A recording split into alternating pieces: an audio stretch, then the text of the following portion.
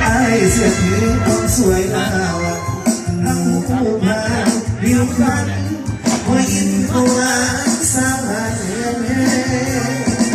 อาชีพทำนาหาปลาอยู่ใต้แสงหาวาจาน้องอดว่าได้ฟังสถานดวงแม่ยิ่งนานสักส่วนแก่ปวดหูคนแม่อยู่พักนั้นเดือดแท้น้ำสิแท้